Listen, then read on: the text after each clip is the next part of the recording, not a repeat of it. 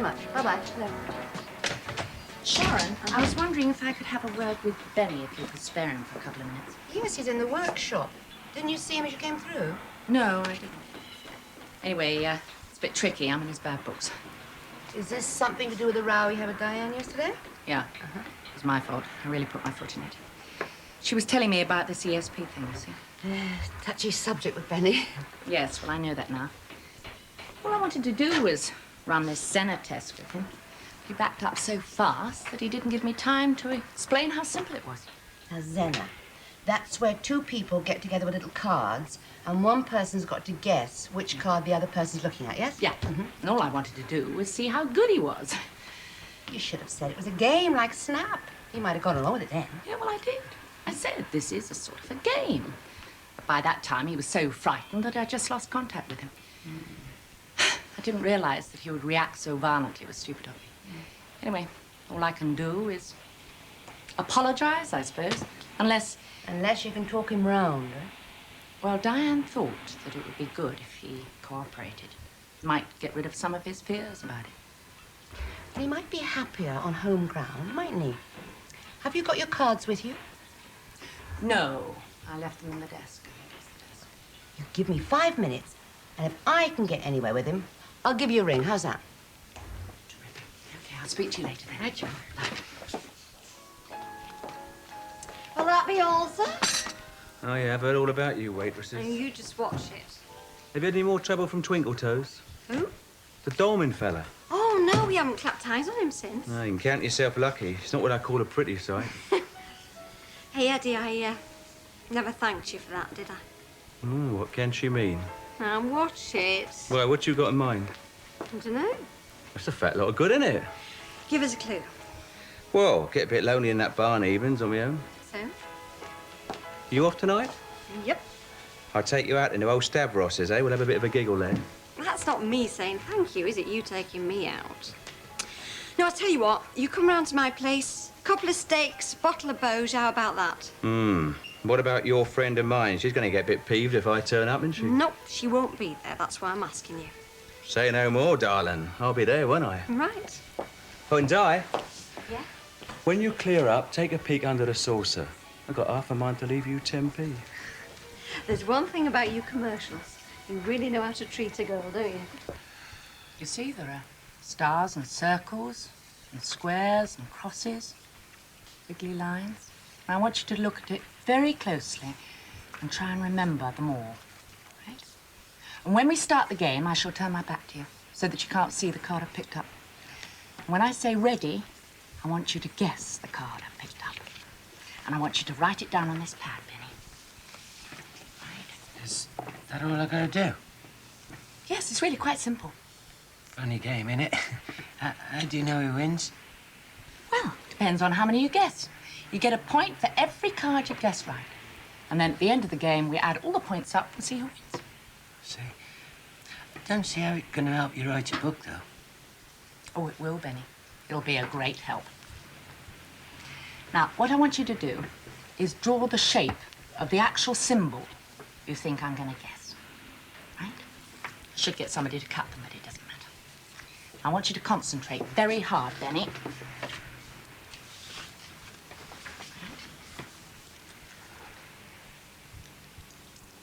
Let's start now.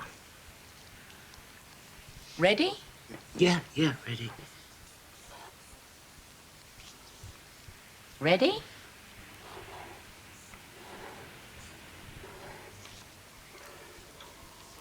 Ready?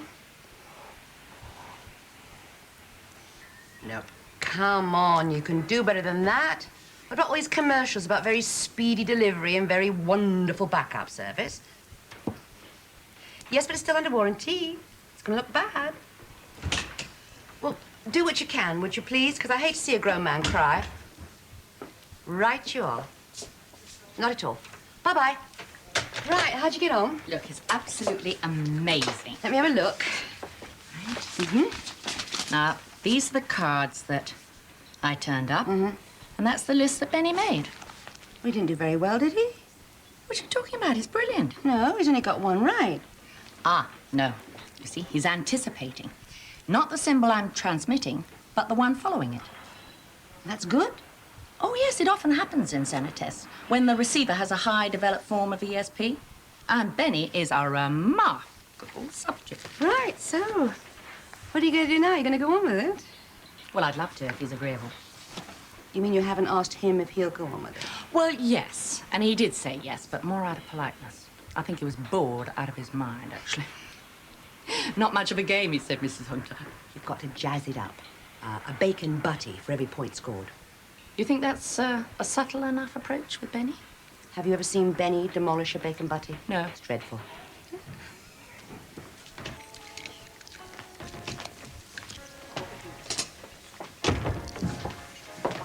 Mummy!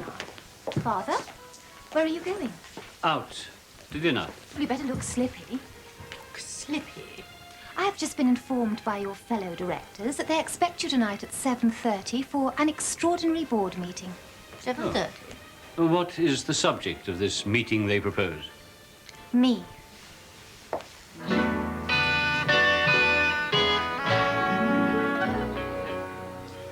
What did Mrs. Hunter want this afternoon, then? She just wanted to play some death card game.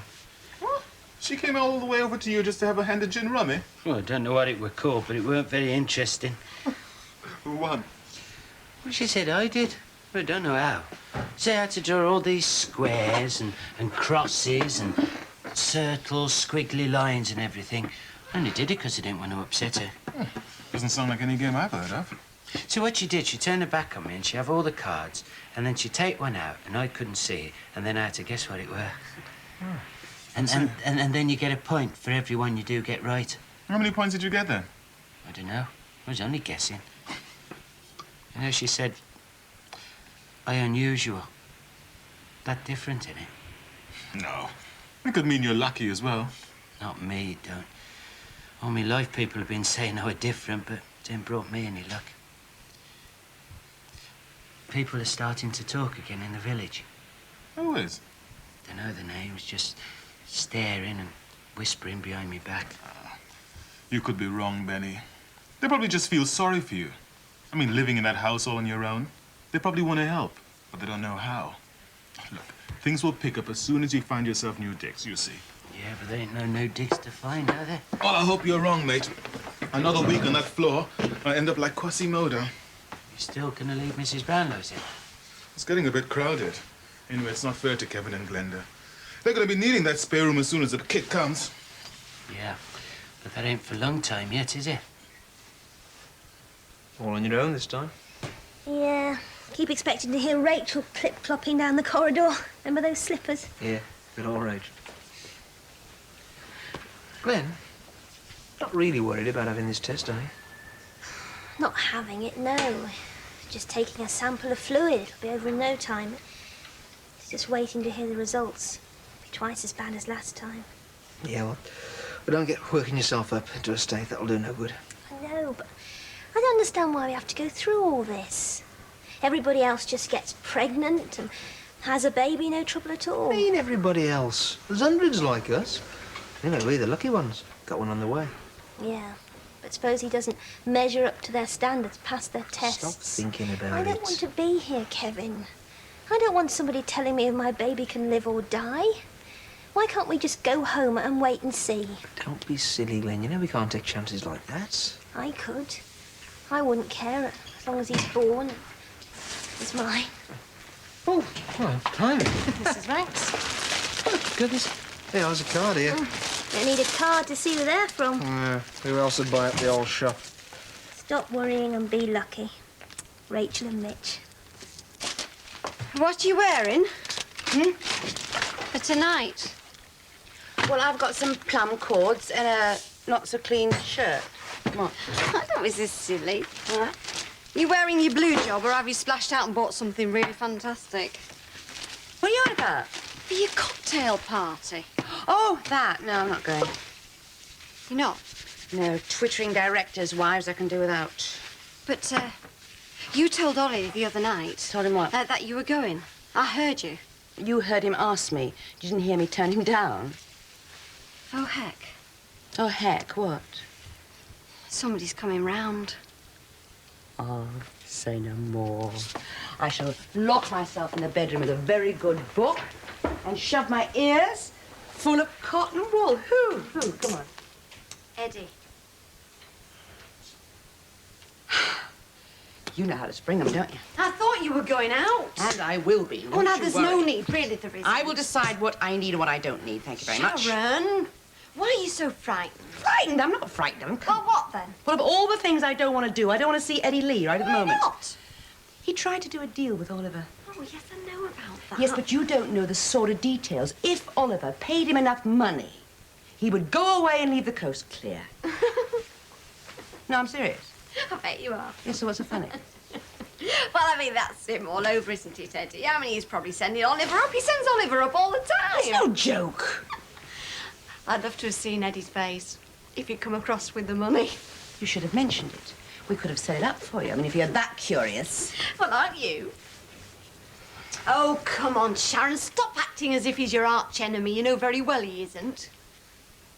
Why don't you stop and have a meal and a drink? Nope. I dare you. Millie, have the Hunters and Jill Harvey gone in? Well, now, look, when my parents go in too, could you arrange for some coffee to be sent over to me over there? Yeah, okay.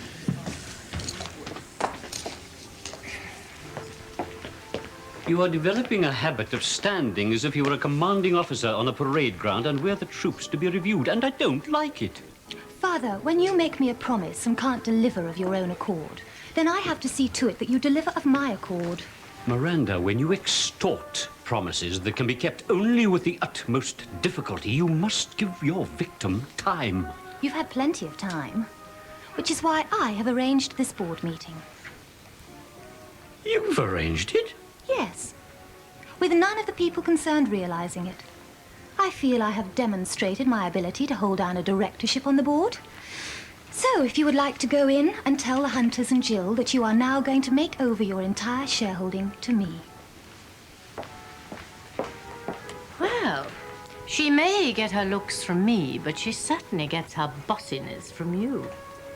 You know, she might do wonders in this place if she were allowed the responsibility she wants. She's pitched me into the ring without a hope. Oh, darling, I'll always be there to pick you up and dust you down. No, you won't. It's a board meeting.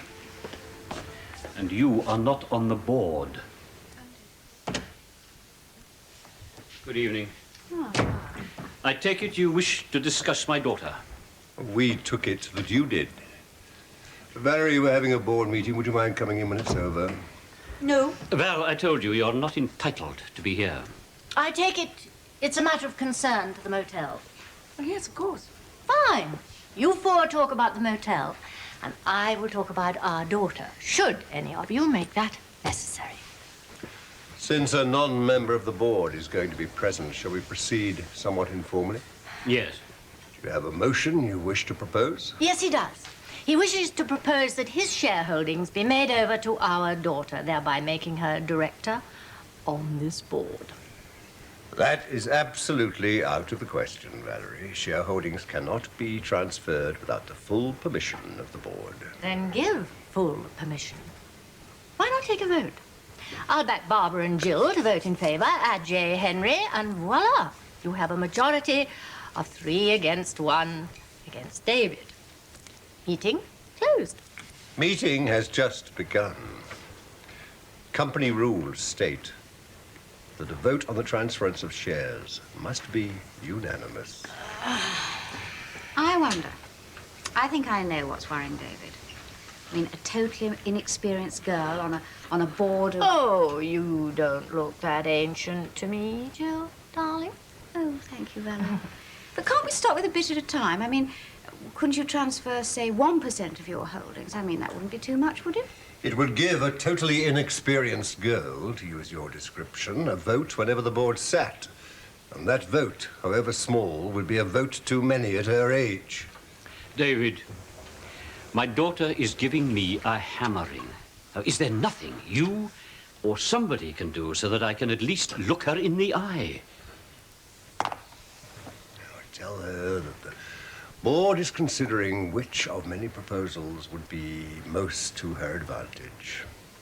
We'll let her know the outcome at 7:15 tomorrow, here. But what the blazes we're going to say to her is beyond me. Ah, yeah. Should I do a stroll around the block and come back again? No, don't be so daft. Come on in. I thought we'd timed this to give you a chance to toddle off. Change your plan. No cocktail party. Oh, he's not coming round here, is he, old Ollie? Oh, look, in that case, what... No, he's not coming around here. You're all right. Oh, that's nice and cosy. What, just the three of us? Uh-huh. Yeah. I'll try not to make it a crowd. Here, Di, get the plug out of that. Let's get the ball rolling, shall we? Oh, no, this is very good stuff.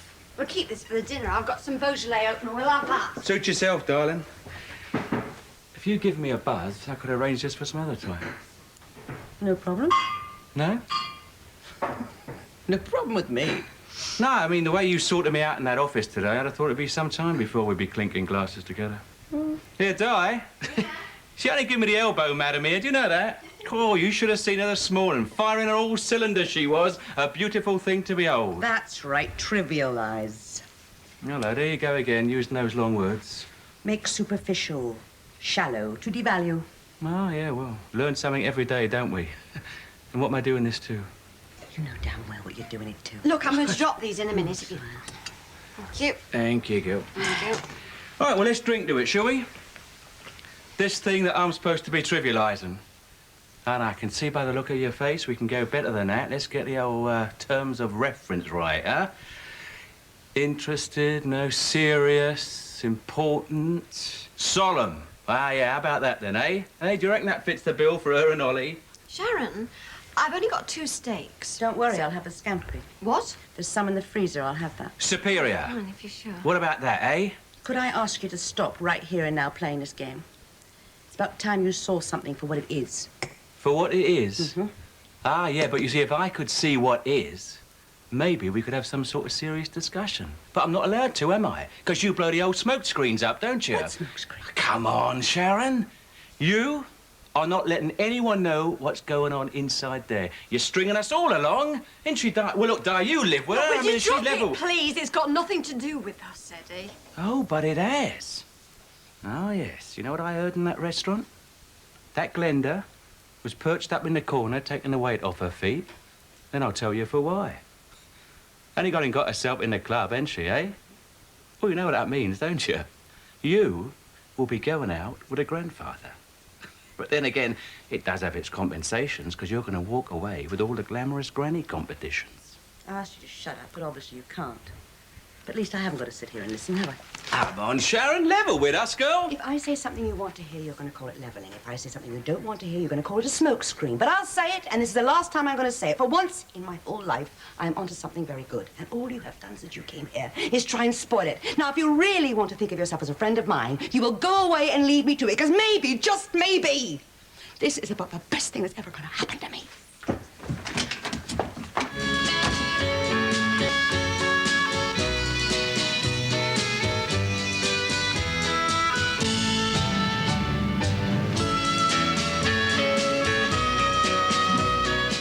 I got some idea she'd like us to believe all that. And do you? No. Me neither.